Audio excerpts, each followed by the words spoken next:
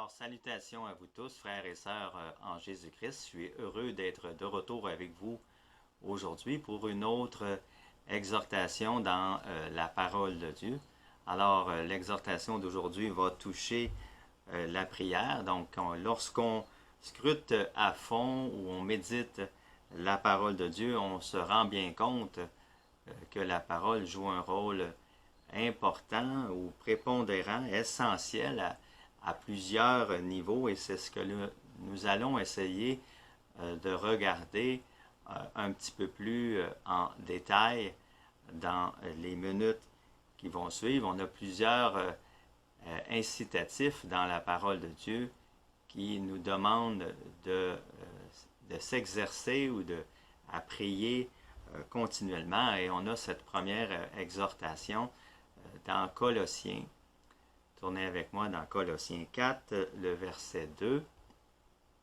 Colossiens 4, 2 qui nous dit « Persévérez dans la prière, veillez-y avec action de grâce ». Donc on voit l'emphase qui est mise sur de passer à l'action, d'utiliser la prière pour lorsque nous avons des besoins. Donc, c'est ce qu'on va essayer de regarder tout au long de cette exhortation d'aujourd'hui, comment la prière a été utilisée.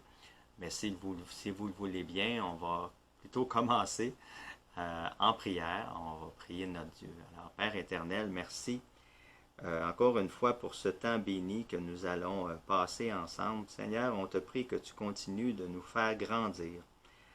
Seigneur, afin que nous puissions, au travers de ta parole que nous avons le désir, Seigneur, de lire, mieux te connaître, Seigneur, et faire ce qui est agréable à tes yeux. Alors continue, Seigneur Dieu Tout-Puissant, d'œuvrer non seulement dans notre cœur, mais également, on te le demande que tu le fasses dans notre vie. Alors, Seigneur, on te prie d'ouvrir nos cœurs et certainement notre entendement, afin que nous retenions tes instructions, et notre désir, Seigneur Dieu Tout-Puissant, c'est de mettre en pratique ce que tu nous mets à cœur et où ce qui est écrit dans ta parole. Alors on veut le faire dans le beau et merveilleux nom de Jésus-Christ, ton Fils. Amen. Alors, le titre de l'exhortation de ce soir, le recours à la prière. Souvent, on peut prendre pour acquis la prière parce que ça fait déjà plusieurs années que l'on prie le Seigneur et on a tendance à ne plus y penser. Mais avant de regarder à quoi la prière a été utilisée dans les Écritures, il faut regarder, je crois, aux exhortations qui nous incitent à utiliser la prière au quotidien, ce moyen qui est mis à notre disposition par le Seigneur. Alors, le premier verset que nous avons, c'est dans 1 Thessaloniciens,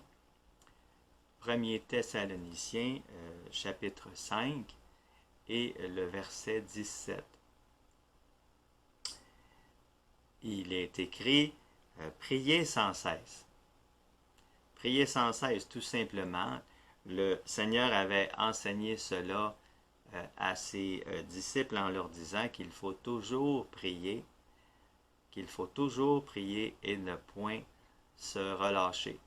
Souvent, on commence à prier pour quelque chose et au bout d'un certain temps, bien entendu, on se relâche et Jésus donne cet avertissement un peu à ses disciples dans Luc 18, 1, de justement de continuer à prier, même si le Seigneur n'a pas encore répondu à nos requêtes, de continuer à l'invoquer afin qu'il puisse répondre favorablement. Le Seigneur met une emphase également dans Luc 21, verset 36, sur l'emploi régulier de la prière dans les circonstances difficiles.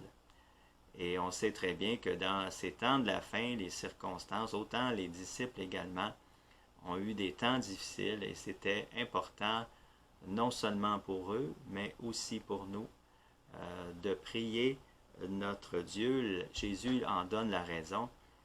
il leur dit, veillez donc et priez en tout temps, afin que vous ayez la force d'échapper à toutes ces choses qui arriveront et de paraître debout devant le Fils de l'homme. Donc, de prier en tout temps afin que vous ayez la force d'échapper. Hein? On veut passer au travers de ces épreuves et quelle meilleure façon que de présenter toutes choses devant le Seigneur. Jésus était lui-même un homme de prière et il priait chaque jour, il se retirait pour prier son Père, pour avoir cette communion avec lui. Et il voulait également enseigner à ses disciples à faire de même, d'aller dans la présence du Seigneur, non seulement pour avoir cette communion avec lui, mais également pour être ressourcé, pour être fortifié au milieu de l'adversité. Il est important de mettre en pratique ces enseignements de la parole de Dieu au quotidien si nous voulons demeurer debout. Demeurer debout lorsque les vagues de l'adversité vont frapper sur notre maison, sur notre propre vie. La parole nous donne un bon exemple qui mettait en pratique cet enseignement du Seigneur Jésus. Il s'appelle Corneille. Regardons ensemble cet exemple de Corneille qui nous est donné dans Acte 10, les versets 1er et 2e. Il est écrit, il y avait à Césarée un homme nommé Corneille, centenier dans la cohorte dite italienne. Cet homme était pieux et craignant Dieu. Deux qualités que nous devrions avoir nous aussi, donc pieux et craignant Dieu avec toute sa maison. Il ne faisait pas ça tout seul, il était pieux et craignait Dieu avec toute sa maison. Il faisait beaucoup d'aumônes et la parole nous dit qu'il priait Dieu continuellement.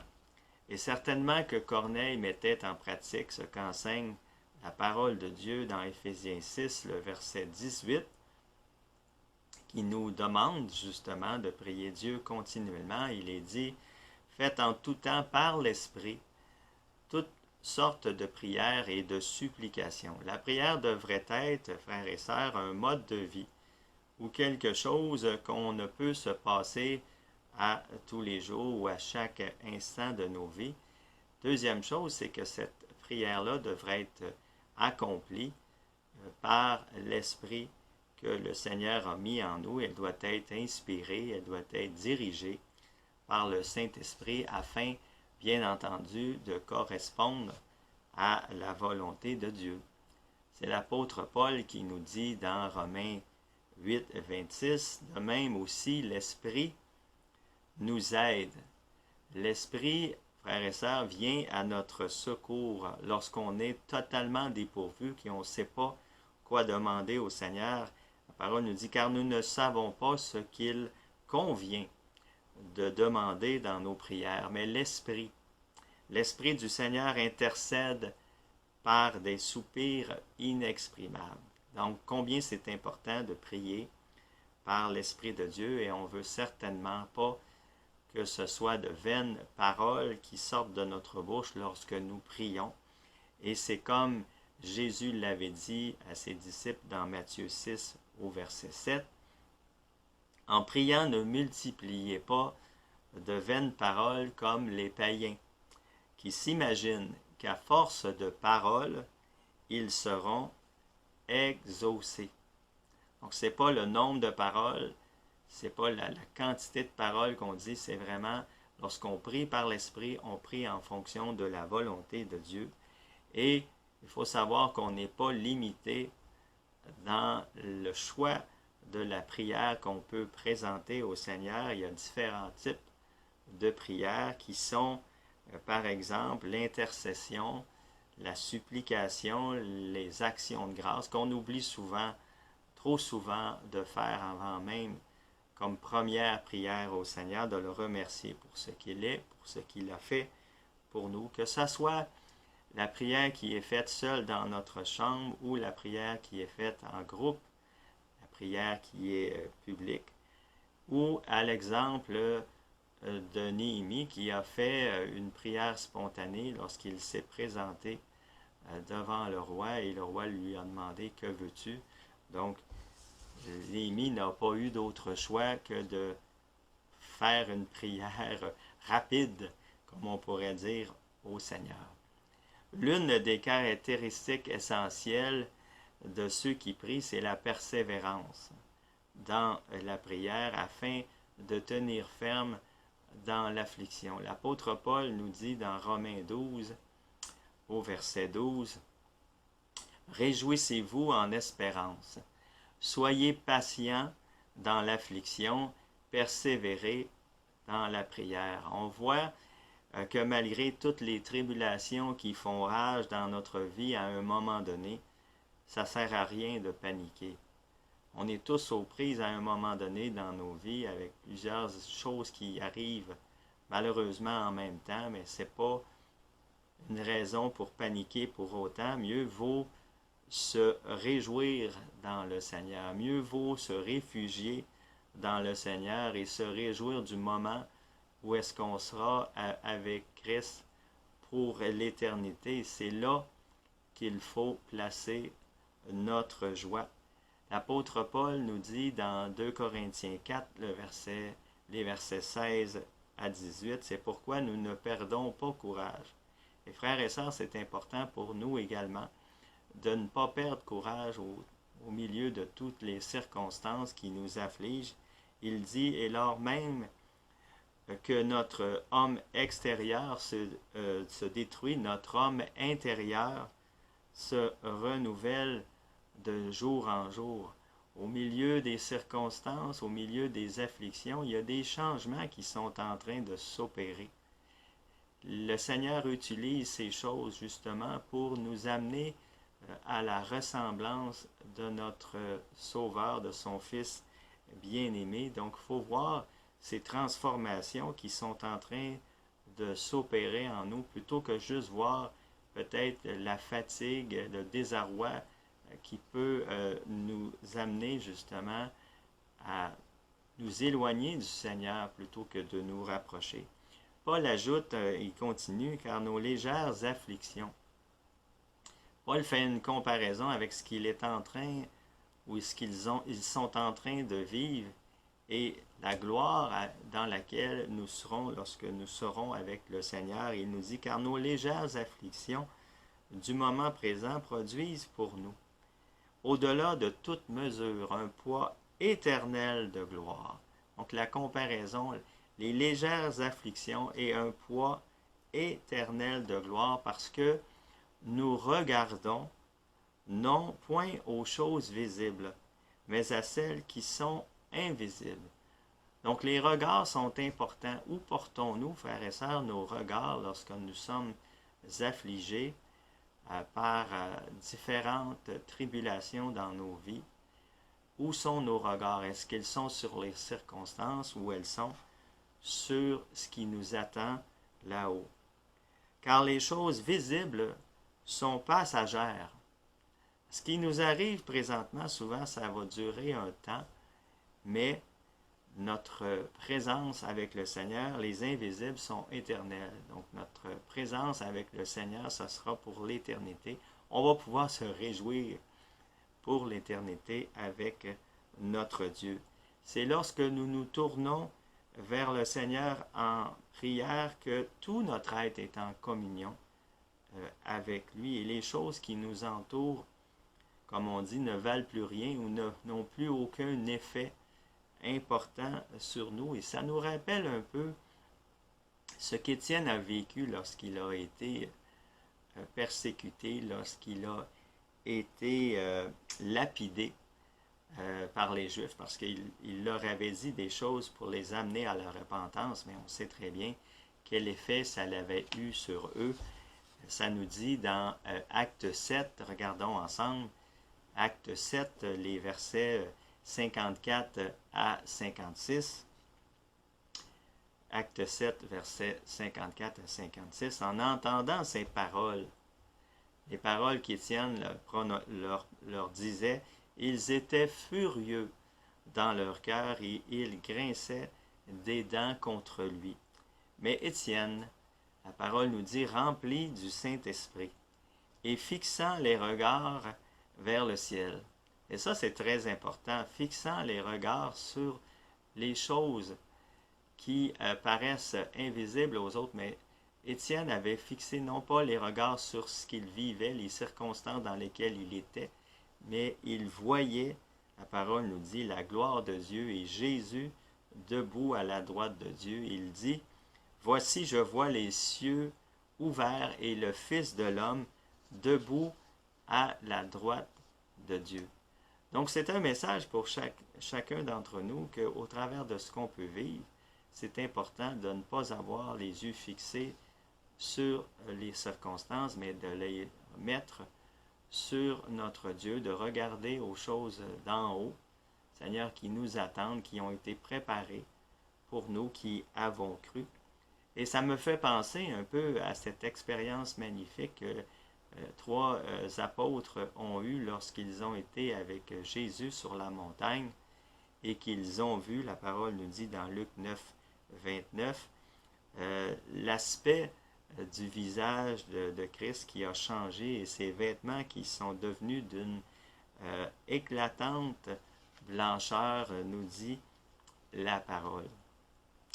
Maintenant, avant même de passer tous ensemble du temps à voir les circonstances dans lesquelles la prière a été utilisée, on peut se demander d'emblée pour qui nous devons prier. Et l'apôtre Paul, encore une fois dans Éphésiens 6, verset 18, l'apôtre nous dit « Et priez pour tous les saints. » Hein? Priez pour tous les saints. Et la raison pour laquelle c'est important de prier, et vraiment nous prions pour les saints pour une raison souvent très évidente, il nous dit dans 2 Corinthiens 9, verset 14, qui est le motif pour lequel il priait. Il prie pour vous, nous dit la parole, parce qu'il vous aime. Hein? Lorsqu'on aime les frères et les sœurs, c'est très facile. Lorsqu'on aime nos amis, lorsqu'on aime nos parents, c'est extrêmement facile de prier pour eux. Mais est-ce que les saints ou les personnes que nous aimons sont les seules personnes pour qui nous devrions prier? Jésus, lui, établit un standard à nos prières que nous avons peut-être, il faut se l'admettre, de la difficulté à faire, à réaliser, surtout si ces personnes sont une source d'affliction dans nos vies. Et Jésus disait dans Matthieu 5, verset 44, « Mais moi je vous dis », donc c'est la façon dont nous devrions nous comporter, « Aimez vos ennemis, bénissez ceux qui vous maudissent, faites du bien à ceux qui vous haïssent et priez. Priez pour ceux qui vous maltraitent et qui vous persécutent. » Donc Jésus nous appelle à aller beaucoup plus loin que les gens du monde qui vont peut-être prier pour ceux qu'ils aiment. Ils vont peut-être bénir les gens qu'ils aiment, mais qu'ils vont également maudire ceux qui leur font du mal. Ils vont essayer souvent de leur rendre l'appareil. Ils veulent que le Seigneur peut-être leur permette pas de réaliser ce qu'ils veulent accomplir. Et la finalité pour nous dans tout cela, nous est dite dans Matthieu 5, 48. « Soyez donc parfaits comme votre Père céleste est parfait. » Et c'est sûr que c'est souvent difficile de prier pour des gens qui ne nous aiment pas. Priez également pour nos gouvernements lorsqu'on voit la situation dans laquelle nous sommes. On a tendance à plutôt ne pas vouloir prendre le temps de prier pour nos gouvernements, mais la parole, ou ceux qui sont en autorité, la parole nous dit complètement le contraire. Regardons dans 1 Timothée. 1 Timothée chapitre 2, et les versets 1 et 2, où il est dit « J'exhorte donc avant toute chose ». Donc c'est une priorité à faire des prières, des supplications, des requêtes et même des actions de grâce pour tous les hommes, sans exception, hein, pour les rois et pour tous ceux qui sont élevés en dignité, afin que nous menions une vie paisible et tranquille, en toute piété et honnêteté. Donc la raison pour laquelle nous devons faire ces choses, elle nous est donnée, c'est cela est bon et agréable devant notre Dieu, notre Sauveur. C'est bon et c'est agréable à ses yeux que nous prions pour nos autorités, pour tous les hommes, malgré qu'ils font parfois des choses qui nous déplaisent. Le Seigneur nous demande de prier pour eux. Et également, Dieu veut que tous les hommes soient sauvés et parviennent à la connaissance de la vérité. C'est une chose tellement importante. On se rappelle tous de l'exemple de Jonas avec les Ninivites. Le Seigneur lui avait demandé d'aller à Ninive et de proclamer que s'ils ne se repentaient pas, que Dieu allait les détruire. Mais au lieu de cela, Jonas est parti dans une direction opposée. Ce n'était pas son désir de proclamer la parole, de proclamer la repentance aux Ninivites. Mais on sait ce qui s'est passé lorsqu'il l'a fait la seconde fois. Les Ninivites se sont repentis. Alors le Seigneur veut accomplir ce qu'il a accompli dans nos propres vies. On était peut-être réfractaires, nous aussi. On ne voulait pas se repentir au début, mais le Seigneur a touché notre cœur. Et lorsque nous prions pour les autres, il se peut fort bien que des changements, qu'ils se convertissent au Seigneur eux aussi. Alors maintenant que nous avons vu l'entrée en matière concernant la prière, voyons ensemble quelques exemples intéressants qui nous sont donnés dans la parole avec la prière, dans quelles circonstances elle a été utilisée, quels ont été les objectifs, dans quel but elle a été employée.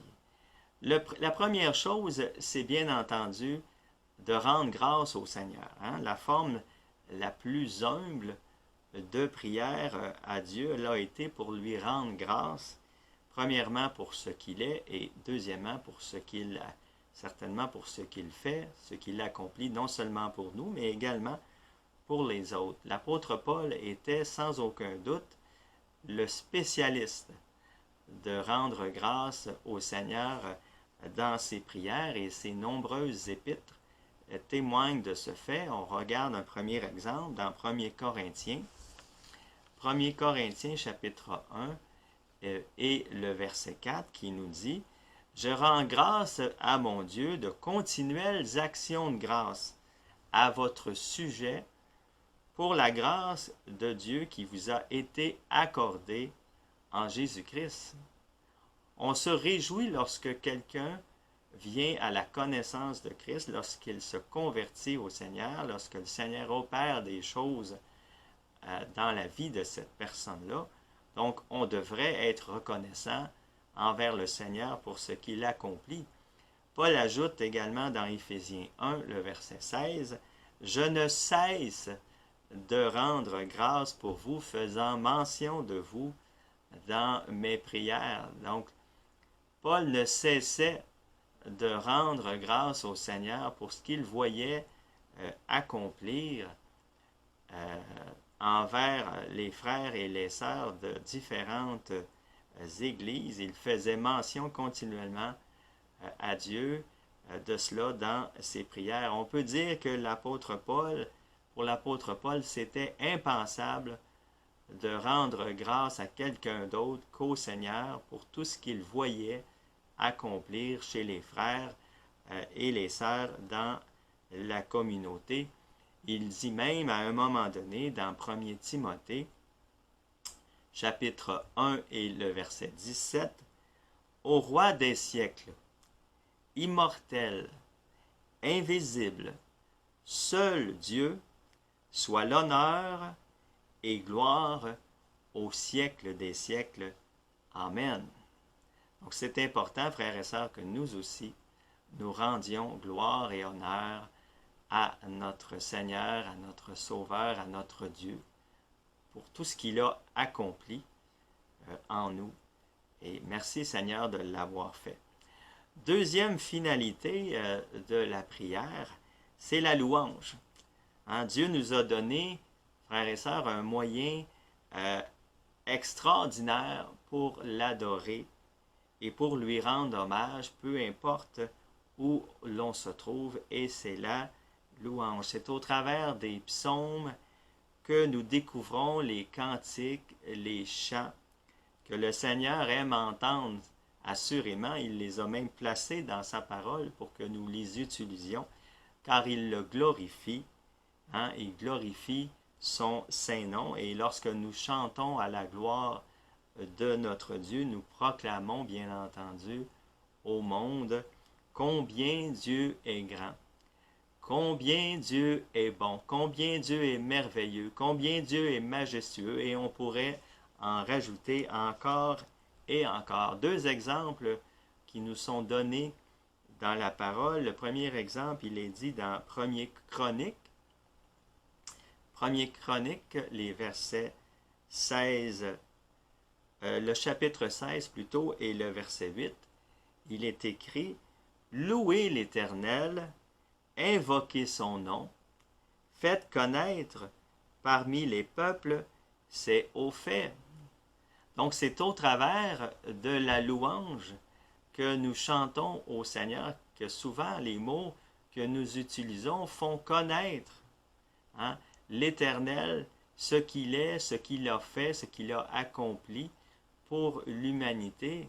Et c'est très bien ainsi que d'utiliser la louange. Et on le fait souvent à la maison, on le fait sur la rue, on le fait à l'église.